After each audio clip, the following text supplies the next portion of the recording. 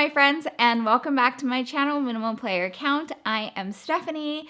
My channel focuses on bringing you game reviews at the minimum player count, typically 2-player for me or sometimes solo. Today we're going to take a look at Cantaloop. This is a solo-only game, and in 1976, the point-and-click era began, so we're actually going to look at the board game version of a point-and-click. I am so excited to share this with you all. Now let's get started.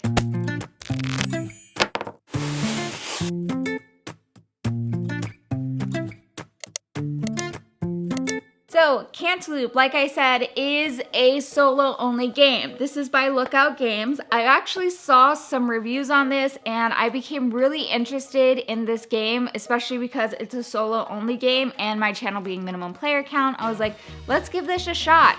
I also loved point-and-click games. I thought it was great to try to combine some things together and see what the game would say, or see kind of what ingenious things they can make up. You're like, oh, okay, so if you put those two things together, oh, it makes sense and it works. Why didn't I think of that before?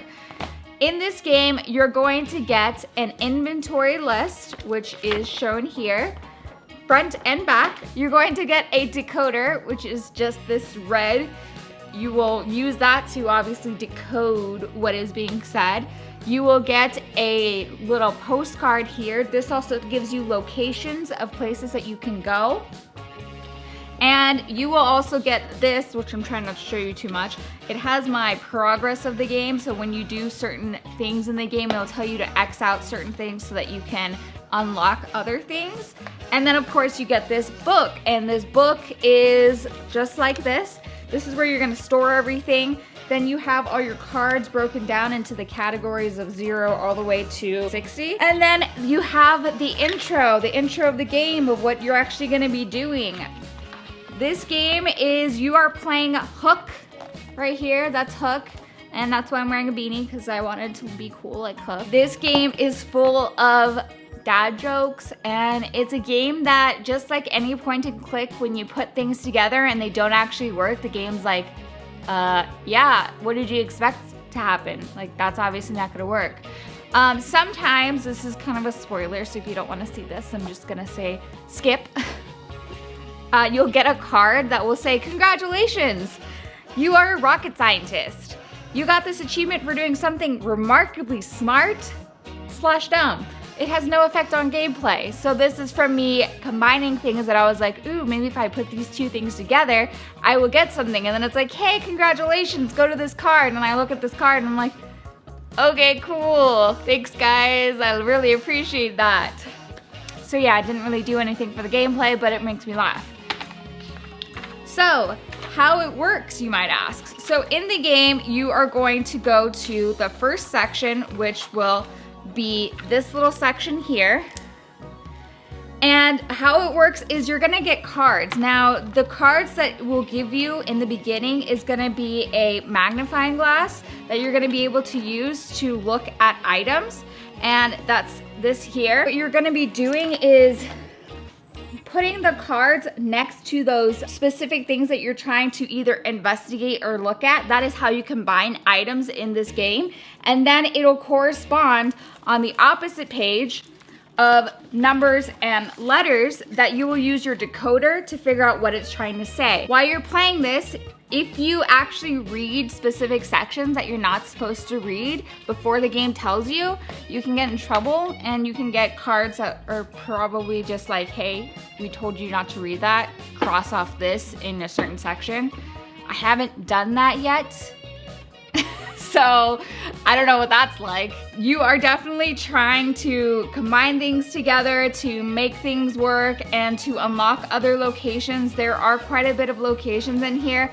Currently I am stuck, so there is a very, very handy, helpful guide all the way in the back that's going to help you with your specific sections. And how it actually helps you is based off of the last item you checked off of this. It will correspond to the tip, and if you need more help, it'll give you the solution or the answer, so you're not just completely stuck or out of luck. There is also some great narration between the characters as you read, so you can actually kind of read of what's going on between these two people, and sometimes it'll give you hints when you unlock other things. As you can see, some of this is, you need the decoder for. So when you unlock B7, you're able to read this and get more information about that certain character, that section, or maybe if you did something correct. So there's really not a lot to go over because this is a solo only one-time play game. I'm trying to avoid spoilers as much as possible, but this is a game that I would recommend to anyone. I typically don't play a lot of solo games, but for this one, I was just like, this is great. I'm laughing by myself, which I might sound crazy, but I was laughing a lot when I was in my house just playing this game, and just this game was making me laugh with dad jokes. So spoiler, if you don't like dad jokes, you won't like this game. And it is just an amazing experience that I cannot wait until they come out with another version of this. I've been holding off finishing because I want to just enjoy this as much as possible because, like I said, it's a one-time play. And the first time I started playing it, I played it 3 days in a row. I just was watching TV and I was like, you know what I could do? I could play this game. So I set it down and was just trying to solve things and trying not to spoil it for my boyfriend because I want him to play this, but let's be honest, he probably won't play this because he's playing his video games. But this is really an amazing game that I recommend you try, especially if you're a solo play gamer. Thank you so much to Lookout Games for making this game because I love it, and hopefully they will come out with more. Thank you guys so much for watching this review of Cantaloop. Make sure to like, subscribe, comment, and hit that notification bell so you're notified when I make new videos. And comment down below what your favorite solo game is, if you have some, because I will be making a video of my top recommendations for solo games soon, so be on the lookout for that. I will see you all next time.